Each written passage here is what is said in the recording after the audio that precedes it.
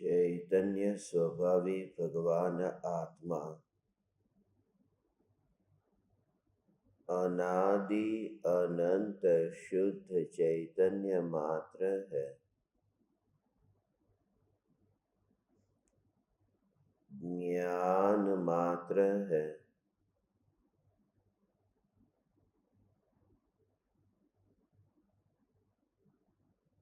मैं शुद्ध चैतन्य मात्र, ज्ञान मात्र, भगवान आत्मा हूँ। त्रिकाल शुद्ध चैतन्य परमात्मा हूँ।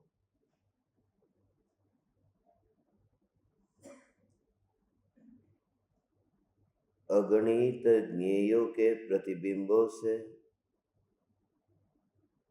अप्रभावित ज्ञान पर्यायों में एक समय के लिए भी नहीं मिलने वाला,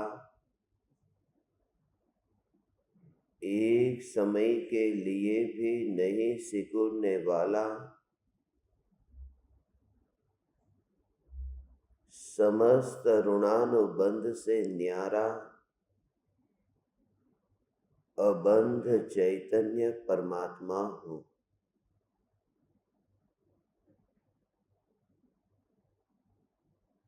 बंधन और मुक्ति की चर्चा से अब लाभ क्या है, जब चैतन्य सत्ता में बंध भी नहीं है और मुक्ति भी नहीं है।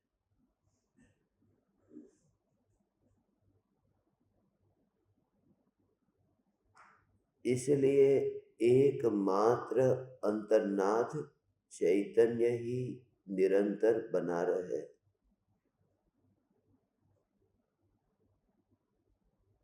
चैतन्य ही जिसका जीवन है और चैतन्य ही जिसका आनंद है। ज्ञान में ही जिसका जीवन है और ज्ञान में ही जिसका आनंद है। ऐसा मैं सत्ता स्वरूप चैतन्य परमात्मा हूँ।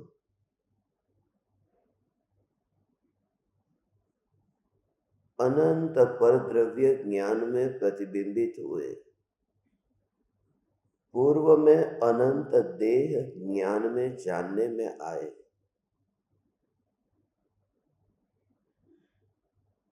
पूर्व में अनंत परमाणुओं का पिंड यह देह आत्मा के साथ एक क्षेत्रावगाह रूप योग को प्राप्त हुआ। फिर भी उन सभी संयोगों में जिसने अपने स्वरूप को एक समय के लिए नहीं त्यागा, जो स्वरूप अखंड रूप से टिक करके रहा, यह चैतन्य स्वरूप ही मैं हूँ। इस स्वरूप का अहोभाव ऐसा आता है कि यह स्वरूप अनुपम है, यह स्वरूप अलौकिक है। भले ही दिखाई देता है कि पुद्गल के मध्य में यह है, मगर पुद्गल के मध्य में नहीं है। यह तो अपने चैतन्य स्वभाव में ही स्थित है। यह जो कीचड़ में ये चमक दिखाई दे रही है, वह चमक कीचड़ की चमक नहीं है, वह रत्न की चमक है। इस प्रकार से उस रत्न को जहां पर भी देखा, वहां पर चमकते हुए रत्न के पड़ोस में पड़े हुए किसी भी पदार्थ को न देखा और सिर्फ रत्न को ही देखा। उस चमक को देखा कि जहां सब कुछ फीका पड़ जाता है। ऐसे ही वह दशा प्रकट होती है कि किसी भी ज्ञेय को, किसी भी संयोग को जानते समय, प्रकाशित होते समय इतनी चैतन्य सत्ता की जागृति और महिमा कि अब यही दिखाई देता है। अब वहां दिन और रात का भेद नहीं है।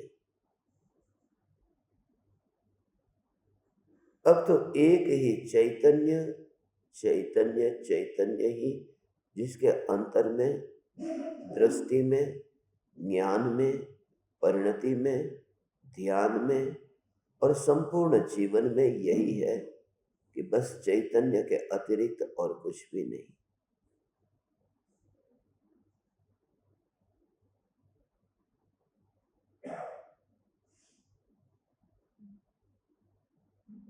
सांसें चलती है, हवा भीतर जाती है, बाहर आती है, मगर हवा का भीतर जाना और बाहर आना जब ज्ञान सत्ता का अनुभव हो तब कोई विकल्प पैदा नहीं होता कि खिड़की से हवा कमरे में गई और फिर कमरे से बाहर गई। मगर जब कमरे में मेरी उपस्थिति ही न हो, मैं जब उस कमरे में ही न रहता हूं, तब फिर मेरे अंदर कुछ हो रहा है यह भाव भी पैदा नहीं होता। जितना भी वैभव, जितनी संपत्ति, जितना भी बाहर में अनुकूल प्रतिकूल संयोग, उन सभी अनुकूलता और प्रतिकूलताओं को मरने से पहले ही उसी श्रेणी में रख देना। इसी का नाम धर्म है कि जैसे बच्चे को बाप सब कुछ वसीयत में लेकर के दे के चला जाता है, मरने से पहले जैसे सब कुछ बेटे के नाम कर दिया, और उसी में उसको लगा कि ये न्याय है, नीति है, इसी में ही मेरा सद्व्यवहार है। यही सामाजिक प्रथा है और यही मनुष्य भव की सार्थकता है कि मैंने इस भव में जितना धन कमाया है सब बेटे के नाम पर करके जाओ। ज्ञानी की दृष्टि पलट गई है कि मृत्यु से पहले उस दशा को पाते हैं कि जहां जिसका जो है हकदार उसको ही दे दिया है। और ये देह किसका हकदार है? जिसका है उसको उद्गल है, उद्गल के नाम पर इस देह को तुम कर दो। इस देह की मालिकियत जो खुद ने करके रखी है, पराये की जमीन को जो पचा करके रखे, इससे बड़ी अनीति क्या होगी? जो पराये की भूमि को चोरी करके रखे, उसके ऊपर अपना अधिकार जमा करके रखे, उसका मालिक बन जाए, और 2-4 साल, 20, 25, 50 साल, एक जन्म में तो चलो माफ भी किया जा सकता है, मगर ये तो अनंत भवों का, अनंत जन्मों का ये चक्र है कि जहां पर यही मिट्टी, यही पृथ्वी, यही देह के परमाणु, इसी को तो पृथ्वी कहते हैं। यही तो मृणमयी देह है जिसमें चिन्मयी ज्योति चल रही है। इसलिए इस देह में मालिक हुए बिना मृत्यु से पहले ही देह जिसका है उसको अर्पण कर दिया, उसके नाम कर दिया। इसी प्रकार से जिस कमरे का मालिक मैं नहीं हूं, जिस कमरे का मालिक मैं था नहीं, जिसका था उसको लौटा दिया, उसके नाम कर दिया। अब उसमें जब हवा आए और बाहर जाए तब ज्ञानी को यह देह भी ऐसा ही दिखता है। अंतर में त्रिकाल चैतन्य स्वरूप की अस्थि की जागृति है, और फिर भी इस देह की ऐसी ये स्वतंत्रता, ये देह के परमाणुओं का ऐसा न्यारापन दिखाई देता है। चैतन्य परमात्मा स्वरूप, बस यही मेरा जीवन है, इसके अतिरिक्त और कुछ नहीं। मैं आहार और पानी से जीने वाला तत्व नहीं हूं। इस प्रकार से ज्ञानी विचार करता हुआ अंतर्मुख होता है। आहार और पानी से जीने वाला तत्व नहीं हूं और श्वासोश्वास से जीने वाला तत्व नहीं हूं।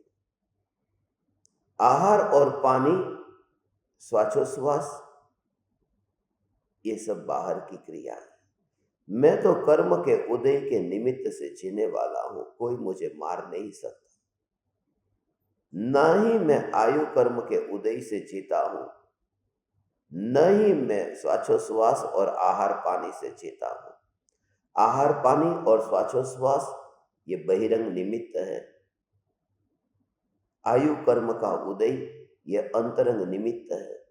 मगर किसका? मनुष्य देह को जीने के लिए, मनुष्य के शरीर के टिकने के लिए आहार पानी और श्वासोश्वास चाहिए, आयुष्य कर्म का उदय चाहिए। मगर जब मैं चैतन्य सत्ता हूं ये तय हो गया है, तब फिर आयु कर्म का उदय मुझे कहां, और कहां आहार पानी और कहां श्वासोश्वास। इसलिए जिसका जीवन एकमात्र चैतन्यमयी है, ऐसे ज्ञानी का जागना सोना, ऐसे ज्ञानी का खाना पीना, ऐसे ज्ञानी का सांसों का अंदर जाना और खून का दौड़ना, ये सब, यहां तक कि जीना और मरना, ये सब चैतन्य के लिए, चैतन्य के लिए, चैतन्य के लिए। इसलिए मरना भी ज्ञानी का चैतन्य के लिए होता है। वही तो, मरना भी चैतन्य के लिए। वियोग के काल में भी सत्ता की जागृति, यही तो चैतन्य के लिए मरना है। इसलिए तो मरने को तैयार हो गया, अपने प्राण को न्योछावर करने की तैयारी आ गई। निर्विकल्प अनुभूति में वह जो ज्ञान है, वह ज्ञान अपने प्राणों का त्याग कर देता है। बस मैं वहां उसके पास एक बार पहुंचा। जैसे माँ को, बाप को मरते समय एक वासना रह जाती है कि मैं अपने बेटे का एक बार चेहरा देख लूं, एक बार उस बेटे को अपने पास बुला लूं और फिर मर जाओ। ज्ञानी की यह जागृति है कि यह चैतन्य परमात्मा जो है, ये परमात्मा के दर्शन के बिना देह छूटे कैसे।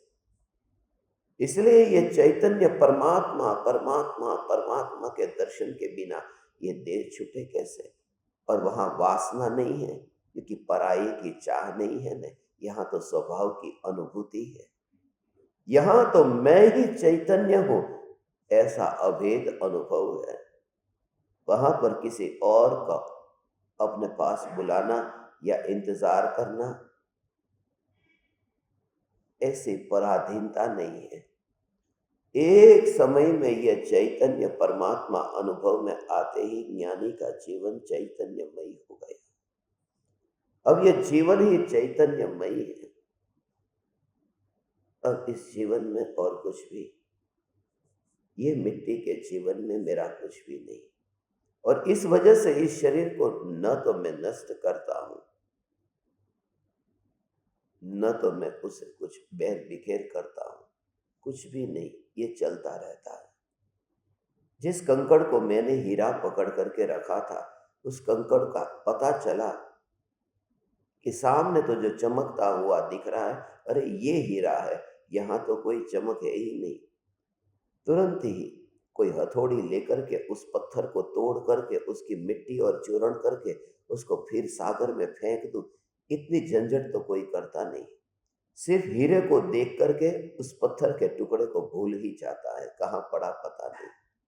चैतन्य स्वरूप की अनुभूति ऐसी ही है कि जब ज्ञान में ज्ञान का अनुभव होता है, तब देह की ऐसी ही रुचि नहीं रहती जैसे हीरे को प्राप्त व्यक्ति को कंकड़ की रुचि नहीं रहती। पता भी नहीं कि वह पत्थर कहां छूट गया। कुछ ऐसा पा लिया कि उसकी याद भी नहीं आती। बहुत बार ऐसा हुआ है, बाहर का धन पाते ही पुराने मित्रों की याद किसको रहती है। बचपन में गांव में बहुत से मित्रों के साथ में बैठ कर के पढ़े थे, मगर जैसे ही विकास हुआ, पुराने की याद कहाँ आती है। पता भी नहीं चलता कि कभी इनके साथ में हमने बैठ कर के जिंदगी के ऐसे सुवर्ण दिन गुजारे थे, मगर आज पता चला कि वे सुवर्ण दिन नहीं थे, वे तो मिट्टी के दिन थे, क्योंकि सुवर्ण हाथ नहीं लगा था। अब ऐसा चैतन्य परमात्मा स्वरूप भगवान अनुभव में आया कि अब कहीं पर भी देखो, मुझे चैतन्य के अतिरिक्त और कुछ भी नहीं दिखाई देता। एक ही एक चैतन्य चैतन्य चैतन्य ही दिखाई देता है। और जब तक चैतन्य न दिखाई दे तब तक जगत में कुछ न दिखाई दे। क्योंकि चैतन्य चैतन्य ये कैसा है चैतन्य, कुछ भी न दिखाई दे, सब कुछ अदृश्य हो जाए। अदृश्य होने का अर्थ बहुत गहरा भाव है, उसका सूक्ष्म भाव है। एक घटना मुझे अभी स्मरण में आई। एक लड़का लंदन से यहाँ आया और वो किसी लड़की के प्रेम में पड़ा, लड़की भी उसके प्रेम में पड़ी। दोनों के बीच में यहाँ पर बहुत प्रेम हुआ। मगर लड़का कुछ दिन के लिए आया था और उसने फिर उस लड़की को कहा कि तुझे लंदन आना है, वहाँ पर हम शादी कर लेंगे, वहाँ पर जिंदगी बिताएंगे, तो आ जाना। मगर मैं तुझे सब लेने के लिए आऊँगा, तेरा वीज़ा का, तेरा पासपोर्ट का, ये सब मैं तेरा काम करके फिर तुझे ले जाऊँगा। वादा करके वो लड़का गया। करीब करीब 6 महीने बीत गए, उस लड़के का कोई पता नहीं और इस लड़की से ये रहा नहीं गया। उस लड़की ने उस दिए गए नंबर पर फोन किया, कोई फोन लगता नहीं था। खत भेजे, कोई संदेश मिला नहीं था। अब कहाँ ढूंढे?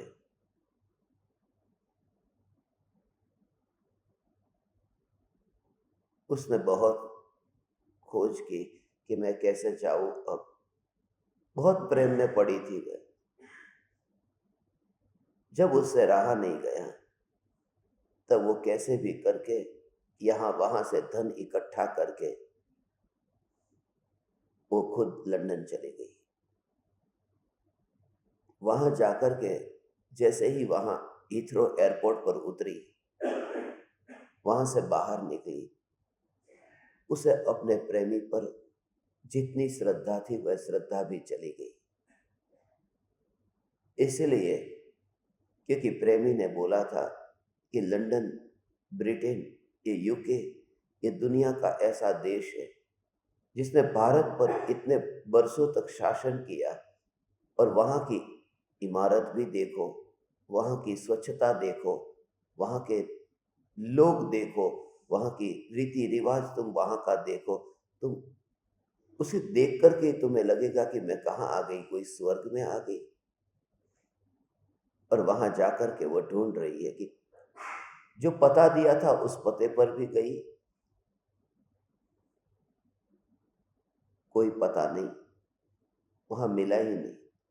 घूमते फिरते वह लड़की लंदन के मेन जो डाउनटाउन एरिया है वहां पर गई। वहां पर भी वो देख रही थी, मगर सब झूठा। अपना प्रेमी बिल्कुल झूठा लग रहा था कि उसने सब झूठ बोला है। मगर दूर से उसने अपने प्रेमी को आता हुआ रास्ते पर देखा, और जिस समय उसने अपने प्रेमी को देखा,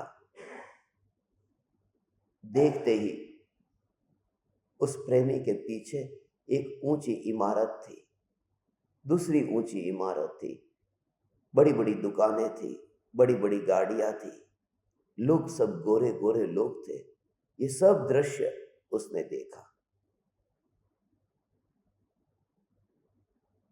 लड़का मिला नहीं, मगर जब मिला तब ये सब दिखने लगा। इस कहानी का मूल उद्देश्य यही है कि जब तक उसे अपना प्रेमी न मिला तब तक इस जगत में उसे कुछ भी न दिखाई दिया। कोई इमारत बनी नहीं थी, पहले से ही थी, लोग भी थे।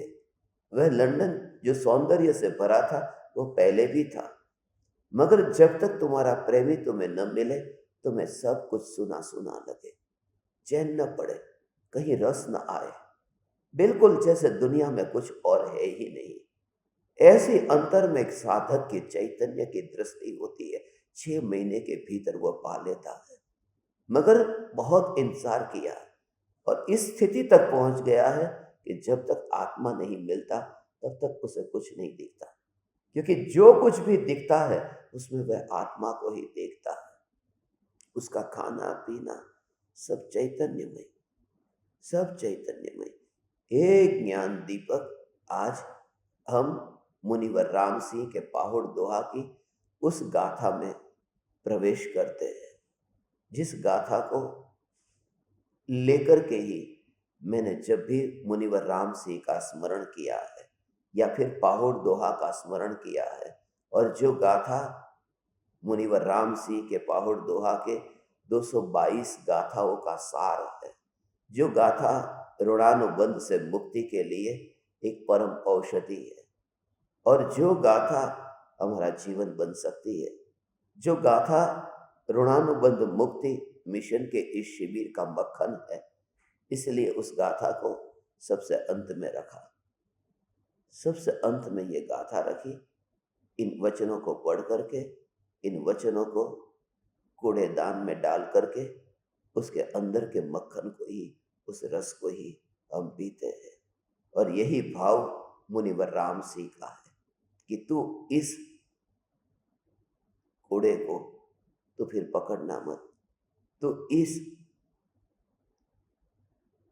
छिलके को ही अब कूटते मत रहना, तो उसको एक और करना, और उस छिलके के अंदर जो अंदर में दाना है, उस दाने को तू खाकर तू अपना पेट भर लेना। ऐसा जो शब्द से न्यारा जो चैतन्य परमात्मा, ऐसी रुचि जब जगती है, तब मृत्यु से पहले वो कैसा दीवाना होता है चैतन्य का, उसके बारे में ये कहते हैं, पढ़ते हैं। गाथा है 139वीं, 139 आहुड़ दोहा।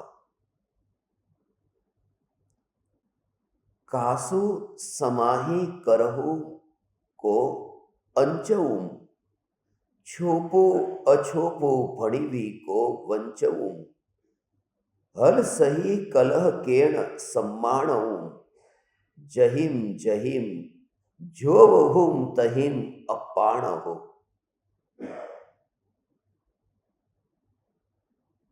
मैं जहां जहां देखता हूं वहां सर्वत्र आत्मा ही दिखता है, तब फिर मैं किसकी समाधि करूं और किसको पूजूं?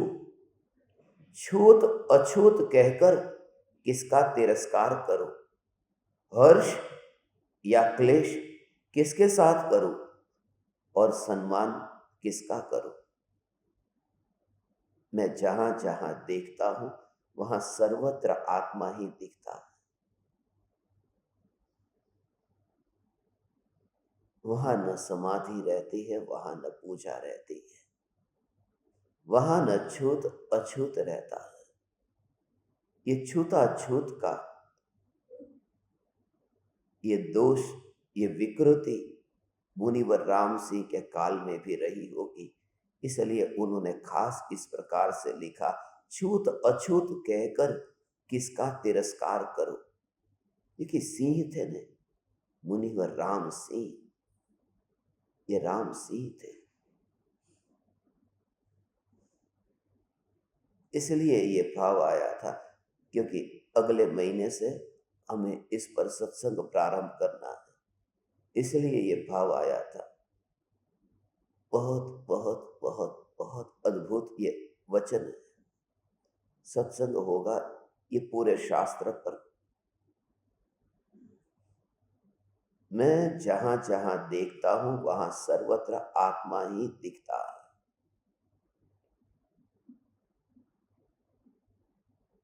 जो रुचि है बस मुझे वही दिखता है,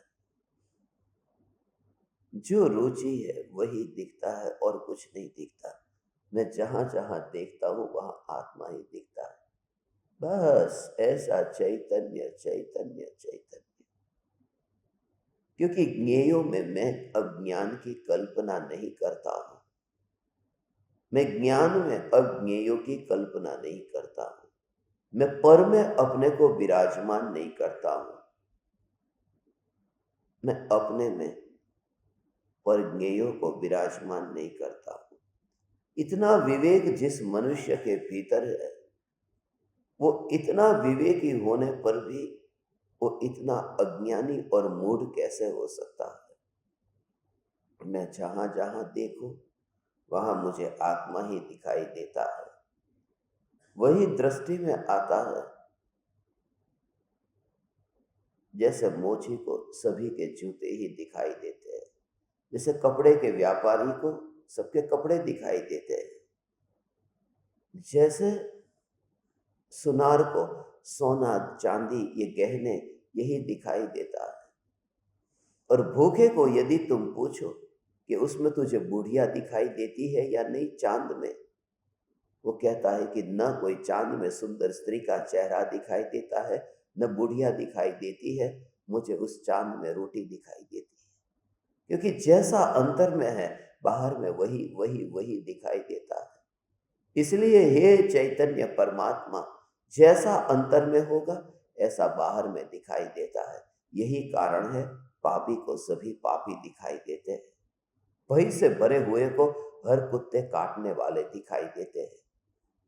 वात्सल्य से भरे हुए को प्रत्येक साधक में ऐसा ही अहोभाव आता है। ये पूर्व भव का साधक है। वासना से भरे हुए को प्रत्येक स्त्री में वही विकार दिखाई देता है। जैसा अंदर में है ऐसा ही वहां दिखाई देता है। मैंने सुना है कि आजादी के पहले एक गणित के शिक्षक को अंग्रेजों ने जेल में बंद कर दिया था और कुछ महीनों तक वो जेल में रहा और फिर वह शिक्षक बाहर निकला। जब उसको पूछा गया उस जेल के बारे में कि तू 3 महीने की उस जेल को काट के आया है, उस जेल के बारे में कुछ बता। उसने कहा मुझे ज्यादा कुछ नहीं कहना। 3 महीने तक एक ही बात मुझे खटकती रही कि कारागृह का जो कमरा था उसका जो कोना था वो 90 डिग्री पर नहीं था। मुझे बस वही का वही 3 महीने तक याद आया। गणित का शिक्षक था, वहां पर 90 डिग्री, 360 डिग्री, 180 डिग्री, कैसी डिग्री, कैसा कोना, बस वही जो जीवन पर पढ़ाया था जेल में जाकर के वही उसे 3 महीने तक खटकता रहा। जिसकी रुचि है वही दिखता है। इसलिए ज्ञानी को यदि सदाकाल आत्मा आत्मा आत्मा आत्मा दिखता है तो उसमें आश्चर्य नहीं होता। मैं जहां देखता हूं वहां मुझे आत्मा दिखता है। मैं अब आत्मा को नहीं देखता हूं। मैं आत्मा को नहीं देखता हूं। मैं जिसे देखता हूं वहां मुझे आत्मा दिखाई देता है। ऐसा ही अहोभाव है। आत्मा दिखाई देता है। कैसा लगता है ऐसे? उसमें अहोभाव ऐसा आता है कि मैं जहां देखता हूं वहां मुझे आत्मा ही आत्मा दिखाई देता है। क्योंकि इंद्रियों के साथ में उस ज्ञेयों की स्पर्शना मुझे होती नहीं दिखाई देती। मुझे आत्मा इसलिए दिखाई देता है क्योंकि उसी का ही मुझे वेदन होता है। उसी में ही ये पर्याय अभेद होकर के परिणमी आ आ ऐसी ये पर्याय, क्योंकि उस समय ये जो इंद्रियों की क्रिया थी उसकी वजह से ही पर की रुचि पैदा होती थी। मैंने स्पर्शन इंद्रिय से इसे छुआ है, इसे छुआ है। छूने में वो चमड़ी को मुख्य रखता था। मैंने स्पर्शन इंद्रिय से इसे छुआ है। मगर परमाणु परमाणु को स्वभाव की दृष्टि से यदि तू देख तो फिर छूना छूना क्या। कभी तुझे ये भाव आता है कि मैंने उसे वहां पर छुआ है? ऐसा भाव नहीं आता ना कि उसने उसको छुआ है। बस वहां छूना, उसने उसको छू लिया, ये भाव ही नहीं आता। इसी प्रकार से स्पर्शना का ये विकल्प तो छोड़, ये विकल्प तो छोड़, वह छूता है ये भाव ही नहीं आता। गजपंथा के उस स्मशान में वहां पर जहां हम रहते वहां पर दोनों की चिता, ऐसे ही पास पास में चली थी। पति पत्नी दोनों की मृत्यु एक समय में एक साथ में कोविड के समय हुई। एक ही दिन दोनों मर गए कोरोना के टाइम पर। और दोनों का ऐसा हुआ कि वहीं पर ही पास पास में उनकी चिता जली, राख वहां पर थी। दोनों को एक साथ में जलाया गया, मगर राख राख में पड़ी हुई है। उससे कोई कैसे मान ले कि मैंने उसे छू लिया। कोई परमाणु परमाणु का ऐसा वहां पर, और वहां पर तो ऐसा है कि एक राख, एक चिता उधर है, एक चिता उधर है, पास में ही घड़े में फिर अस्थियों को भर करके वो लेकर के गए, बहाने के लिए लेके जाते हैं। मेरी आंखों के सामने कोरोना में वह दृश्य देखा, दोनों चिता पास पास में है। मगर जैसे वो दृश्य को तुम देखो और छूना, ये बात ही विकल्प में नहीं आती, विचारों में स्वीकार नहीं होती।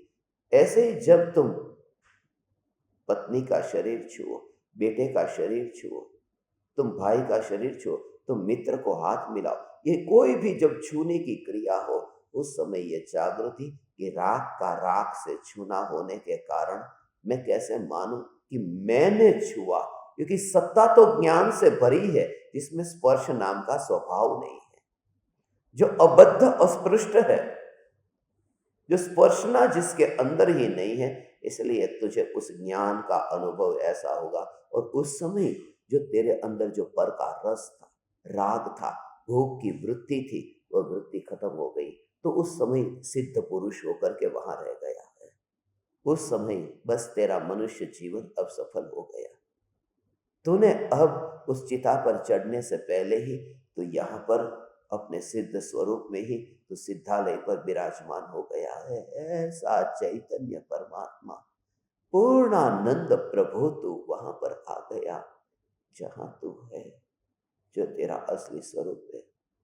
राख राख को छूने से ऐसा होता है, राख राख को छूने से वहां पर स्पर्शना नाम का स्वभाव ही नहीं, अंदर ही अंदर ऐसा बस स्पर्शना नाम का स्वभाव नहीं। ये राख राख को छूती है, मगर राख राख को छूती है, अंदर में छूना नहीं।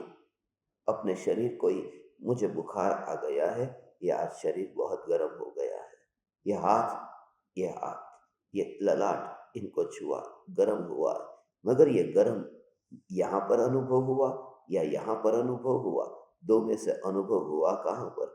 कि वो जो अनुभव ज्ञान में हुआ, उस ज्ञान को ही यहाँ पर अनुभव करता स्वयं को अस्पर्शी जानता है। और मुर्दा पड़ा हो तो वहां पर वो कल्पना भी नहीं करता ये वहां पर कोई आत्मा वहां पर था, कोई छू रहा है, ऐसा विचार भी नहीं आता। ऐसे ही ज्ञानी को ये स्पर्श इंद्रिय में ये भाव नहीं आता, ऐसे ही रसनेन्द्रिय में भाव नहीं आता। पांचों इंद्रियों के कार्य में मैंने इसे चखा, ये भाव नहीं आता। चखना होता कहाँ है?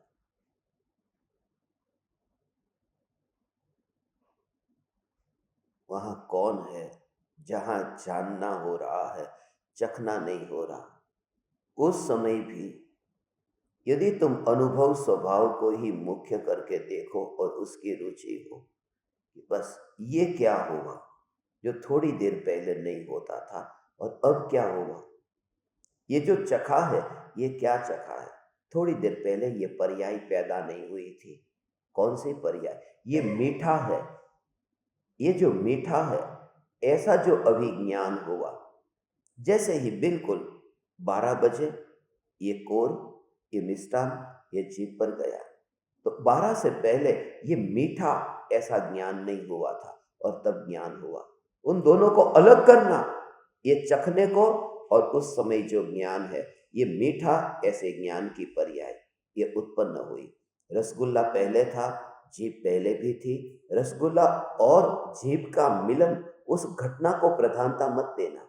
जीभ और रसगुल्ले का मिलना हुआ वह नहीं, क्योंकि वह तो ज्ञान की सत्ता के बाहर है। ये मीठा ऐसा जो ज्ञान हुआ, उसमें भी अच्छा उस राग को अलग रखना। सिर्फ जो जानता है ये मीठा, उस ज्ञान को ही जो देखता है कि जानना इसमें जो है, वह जानना वो किसका है, वो किसका स्वभाव है, तब फिर वो चखा वो भाव नहीं रहता। जानना जानना जानना जानना उस भाव को ग्रहण कर लेता है। ये बहुत सूक्ष्म है।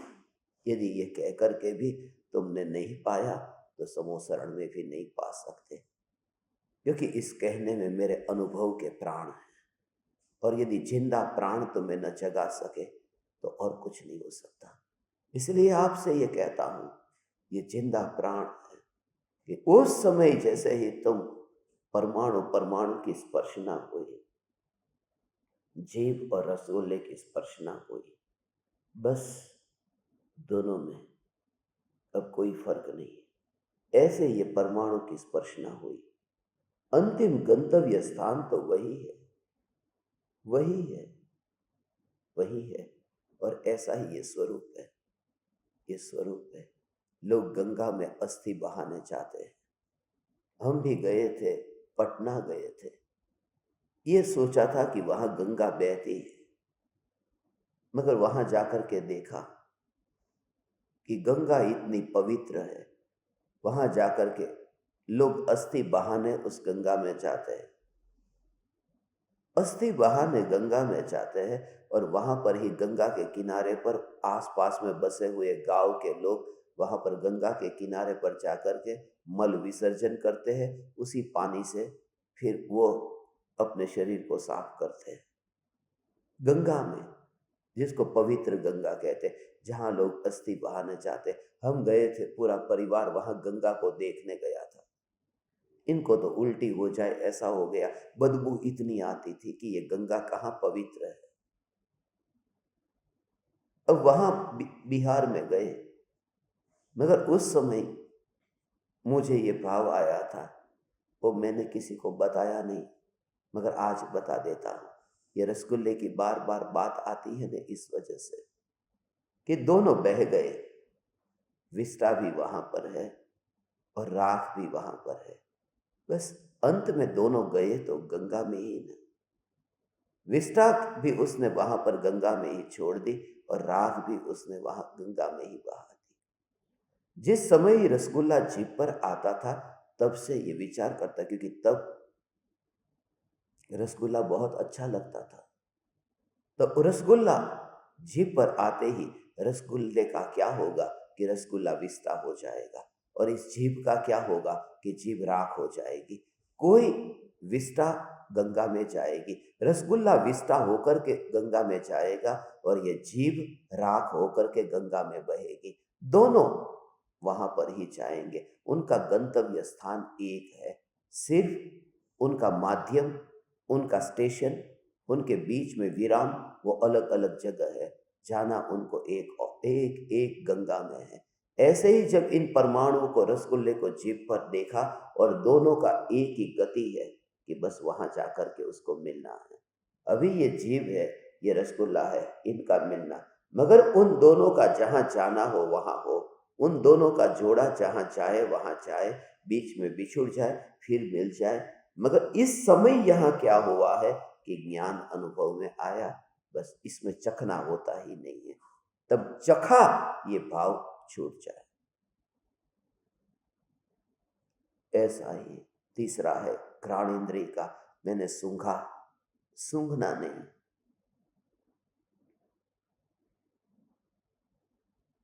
क्योंकि मेरे द्वार ही कहां, यहां पर खिड़कियां ही कहां।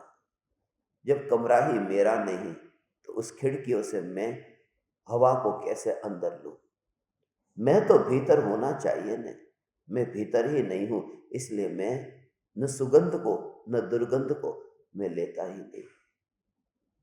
नरक गति की दुर्गंध ऐसी है कि वहां पर नारकी, वहां जन्म लेते ही नारकी इतना विवल हो जाता है, यदि वहां का एक कण भी यहाँ पर आ जाए तो कितने गांव गांव तक लोग बेहोश हो जाए। उसकी दुर्गंध, एक परमाणु की दुर्गंध से, ऐसे दुर्गंधमयी नारकी, नरक की भूमि। मगर राजा श्रेणी को वहां पर दुर्गंध क्यों नहीं आती? बस इसलिए क्योंकि वे सूंघते नहीं हैं, जानते हैं। सूंघना ज्ञान में होता नहीं है, वो परमाणु परमाणु का कार्य है। और ऐसे ही चक्षु इंद्रिय आंख से देखता नहीं है, जानता है। आंख से देखता नहीं है, जानता है, क्योंकि ये जो शरीर के अनंत परमाणु, ये ज्ञान आंख के माध्यम से बाहर निकल करके कहीं गया नहीं है। ये ज्ञान तो अंतर में सर्वांग ऐसा भरा हुआ है। ऐसा ये चैतन्य परमात्मा देखा, उसमें आंख आ गई, और जाना, उसमें ज्ञान आया। मैं देखता नहीं हूं, इसलिए भले ज्ञानी कहते हैं कि मैं सारे जगत को देखता हूं, मगर वहां देखना नहीं है, वहां जानना, जानना, जानना। इसलिए तो बस उस स्थिति में पहुंच जाता है।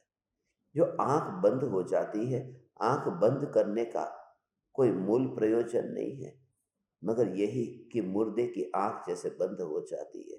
ज्ञानी को जब एहसास होता है कि मैं हो ही नहीं, तब ये मुर्दे की तरह हो जाता है और आंख बंद हो जाती है। मैं कोई ध्यान करने के लिए नहीं बैठा। लोगों को शंका हो सकती है। किसी ने मुझे पूछा कि आप तो आंख बंद करके ध्यान करने का मना करते हैं, फिर ध्यान से पूर्व तत्व विचार में आंखें क्यों बंद रखते हैं? जब बोलते हैं तब आपकी आंखें बंद क्यों रहती है, फिर खुली आंख से क्यों नहीं बोलते? मुझे नहीं पता होता कि कौन बोलता है। मुर्दा कभी आंख खुली रख करके नहीं बोलता, आंख बंद हो जाती है। जब इतनी गहरी उस अनुभूति के काल में आंख का पता नहीं, बोलना तो होता रहता है, मगर पता नहीं है।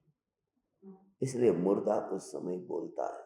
उस समय चैतन्य की मस्ती में मुर्दा कभी आंख खोलता नहीं है। मुर्दा मुर्दे की तरह ही पड़ा रहता है। ऐसा मैं मुर्दे से न्यारा चैतन्य परमात्मा, ऐसा चैतन्य चैतन्य चैतन्य परमात्मा, आंख से मैं नहीं। और फिर कर्णेंद्रिय का विषय भी, मैं सुनता हूं, ये भाव नहीं है। ये पांचों इंद्रियों में सुनना तो उसमें ध्वनि का टकराना है। मैं सुनता नहीं हूं, क्या तुम सुन रहे हो? तो ये कान बीच में आते हैं। मैं सुनता नहीं हूं, मैं जानता हूं। और इसकी बहुत महिमा कही है। इसलिए तो ये सबसे अंतिम इंद्रिय है। इसलिए तो सुनने को महत्ता दी है। इसलिए तो ज्ञान को श्रुत ज्ञान कहा। इसलिए तो केवली के साथ में भी एक श्रुत केवली शब्द लगा है। केवली माने जो लोकालोक को जाने वे केवली, और श्रुत केवली माने लोकालोक को जानने वाले ने जो हमें समझाया, जो कहा, वो सब कुछ जाने, वो श्रुत केवली। 12 अंग और 14 पूर्व का ज्ञान जिनके है, वे श्रुत केवली है। अंतिम श्रुत केवली भद्रबाहु स्वामी हुए। महावीर भगवान के केवल ज्ञान, महावीर भगवान के निर्वाण के बाद यहां इस भूमि पर श्रुत की ये महिमा। ये पांचों इंद्रिय, ये पांचों इंद्रिय जो है, वो पांचों इंद्रिय में मैं कहीं करता नहीं हूं। इसमें दो भाग में जो विभाजन किया है, स्पर्शन इंद्रिय और रसन इंद्रिय, इसे कामेंद्रिय कहते हैं। घ्राणेन्द्रिय, चक्षुरेंद्रिय और कर्णेंद्रिय, उन्हें भोगेंद्रिय कहते हैं। कि जिसको भोगने के लिए छूना जरूरी हो, जैसे ठंडा पानी, गर्म पानी, तो ऐसे छूना, तो वो कामेंद्रिय है। मीठा है, खट्टा है, तो यहाँ चखने के लिए उसे लाओ यहाँ, तो वो कामेंद्रिय है। मगर नाक, आंख और कान, उसको वहां पर छूने की जरूरत नहीं है, तो वहां पर वो ज्ञान हो सकता है। इसलिए उन्हें भोगेंद्रिय कहते हैं। दूर से पता चल जाता है। फूल को नाक के पास में मत लाओ, ये बोलने की जरूरत नहीं है कि मैंने आज इत्र को छिड़का है। तुम्हें पता चल रहा है कि नहीं?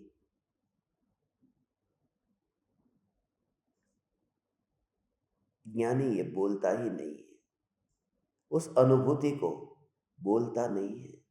समझने वाला समझ जाता है, मगर दुर्भाग्य है अज्ञानी का कि उनके नासापुट भरे हुए हैं जुखाम से,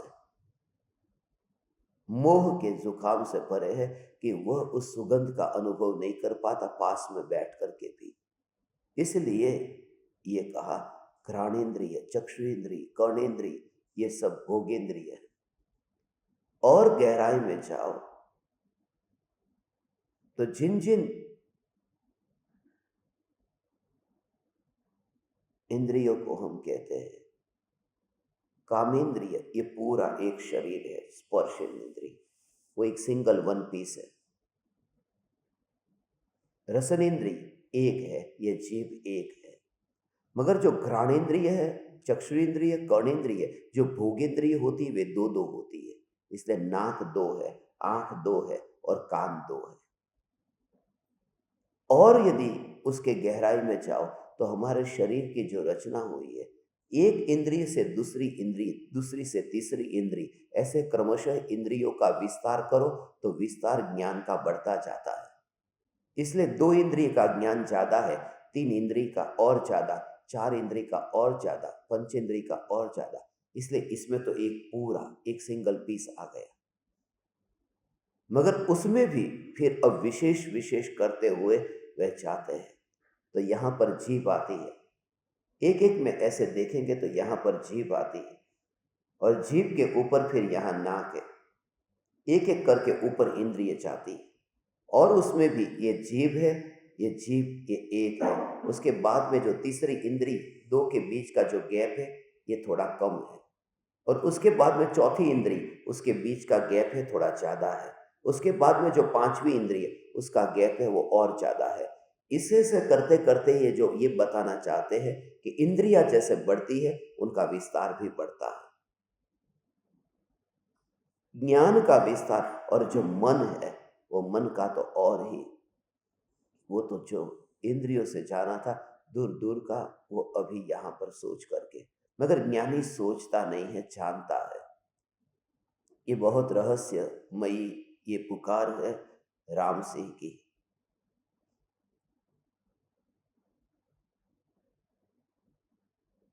मैं जहां जहां देखता हूं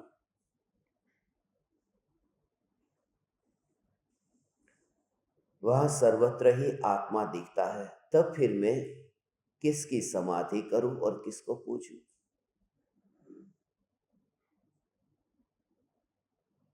मेरी समाधि सदा काल है, क्योंकि जब मुझे आत्मा दिखाई देता है तो किस समाधि में मैं जाऊं? किसको पूजा करूं, किसकी पूजा करूं? मैं परमात्मा को कहां विराजमान करूं? मैं महावीर भगवान को मंदिरों में विराजमान करता हूं, प्रतिष्ठा विधि से, शुद्ध आमनाई से। काय का शुद्ध आमनाई? प्रत्येक व्यक्ति को लगता है मेरा आमनाई शुद्ध है। यहां कौन ये कहता है मेरा आमनाई अशुद्ध है? यहां तो मुस्लिम भी यही कहता है कि मेरा धर्म ही परम शुद्ध है, मैं ही पवित्र हूं, मेरी भूमि ही परम पवित्र भूमि है। इसलिए तो कहते हैं पाकिस्तान। पाकिस्तान का अर्थ ही है पवित्र भूमि। पवित्रता, पाक का अर्थ है पवित्र। वो पवित्र स्थान है। अब दुनिया भले उसे आतंकवाद की भूमि कहे, मगर उन्हें तो यही लगता है कि ये पाक की भूमि है, पाकिस्तान है। कोई भी व्यक्ति ये देखता ही नहीं है कि मेरे में कोई भूल है, दोष है।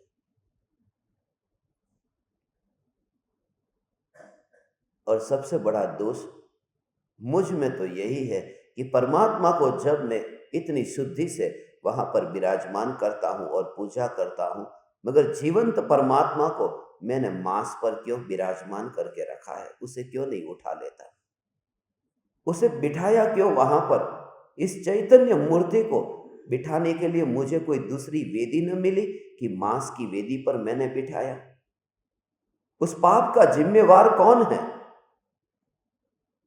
और ऐसा ही अनुभव करता हुआ फिर ज्ञानी जिस ज्ञान का अनुभव करता है और पाता है कि उस मास से तो ऊपर है, उस मास में तो बैठा ही नहीं है, उस समय उसने पूजा की।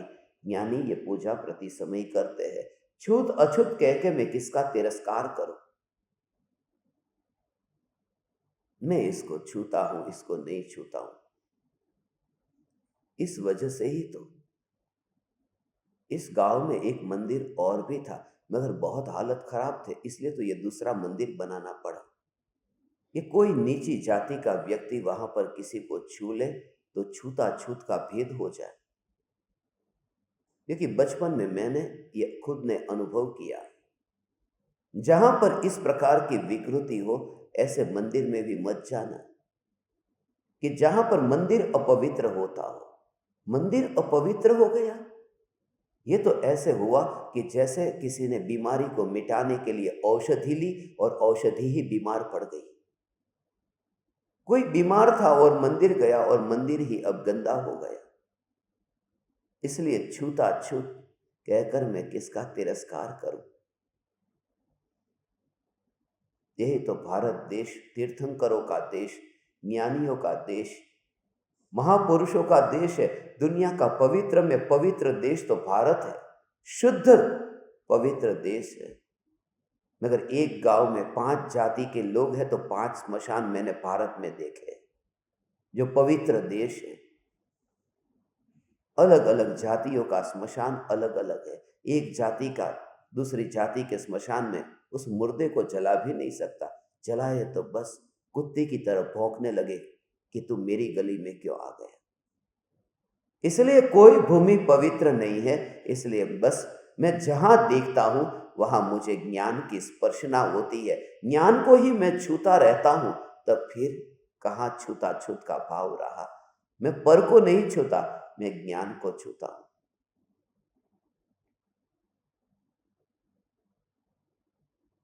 बहुत हंसी आती थी कोविड के समय, तो दूर रहना, हाँ, एक दूसरे को छूना मत। कहीं पर भी माल सामान खरीदने जाओ, सैनिटाइजर गली गली में दुकान दुकान पर सब जगह रखे थे कि किसके हाथ, अरे कितने सैनिटाइजर तुम रखो। एक दूसरे को हाथ मिलाते समय भी मिले तुरंत ही सैनिटाइज कर दो।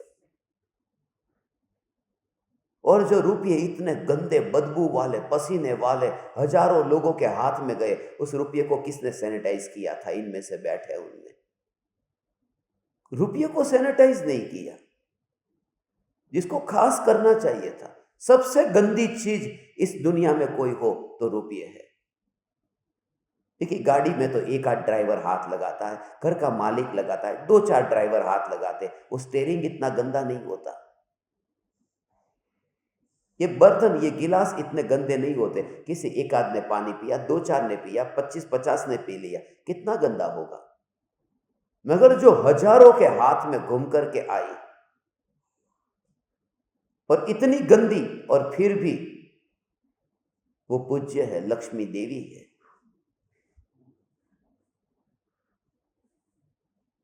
कहते हैं मैं किसे छू और किसे न छू, आगे हर्ष या क्लेश किसके साथ करूं, और किसका सम्मान में किसका करूं। हर्ष और क्लेश भी नहीं होता, अज्ञान का अनुभव होता है। जब आप परमात्माओं से मिलना हुआ, बहुत हर्ष हुआ था, मगर आपके विरह में अब क्लेश नहीं हो रहा। बस यही ऋणानुबंध मुक्ति की सफलता है।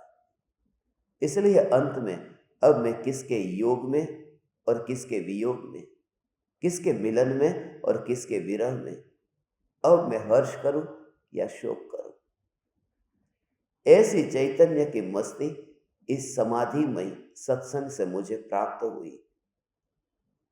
मुनिवर राम सिंह जैसे आपने विचरण किया है, सिंह की तरह ही जंगल में विचरण किया है। इसलिए इस पाहुड़ दोहा ग्रंथ पर मैं आपके इन पवित्र अनमोल इन वचनों को, जो सिंह की दहाड़ की तरह पुकारने वाले, आप जब इन शब्दों को सुनेंगे ना, आपको लगेगा कि शेर की दहाड़ है ये। जो गाथा को आप पढ़ेंगे, ऐसा ही है। एक एक गाथा में ऐसे रहस्य छुपे हुए हैं। वो भाव ही अलग आएगा, तुम्हें लगेगा कि कोई मेरे सामने आकर के बोल रहा है। ऐसा नहीं लगेगा, ये मुर्दा ऐसा नहीं, ये जीवंत कोई बोल रहा है। इसको पढ़ते समय ये भाषा ऐसी है, उनकी शैली बोलने की ऐसी है। मैं जहां जहां देखता हूं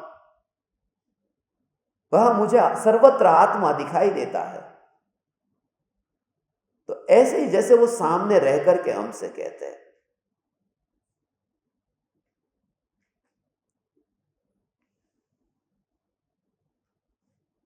ऋणानुबंध के संबंध में ये सबसे अंतिम गाथा रखी कि ये ऋणानुबंध से मुक्त कैसे हो।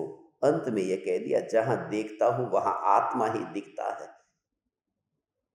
अब किस बंधन को देखूं या किस मुक्ति को देखूं, और कुछ दिखता ही नहीं है। ऐसा में चैतन्य परमात्मा, हे मुनिवर राम सिंह, आपने उस आत्म राम को बताया जिस आत्म राम को सिंह ने सिंह की पर्याय में भी पाया था। ऐसा आत्म राम आपने मुझे बताया, इसके गुणगान गाओ उतना कम है। आप ज्ञानी ने जहां जहां देखा वहां आपने आत्मा को देखा। मैं भी जहां जहां देखता हूं वहां मुझे आत्मा दिखाई देता है। और ये मेरी कमजोरी है कि जहां जहां देखता हूं वहां आत्मा तो दिखाई देता है, मगर आत्मा को दिखाने वाले मुनिवर राम सिंह भी दिखाई देते हैं। उस दशा को पाओ जहां अकेला आत्मा दिखाई दे और राम सिंह भी न दिखाई दे। यही राम सिंह का आदर है। प्रणाम। चैतन्य चैतन्य चैतन्य।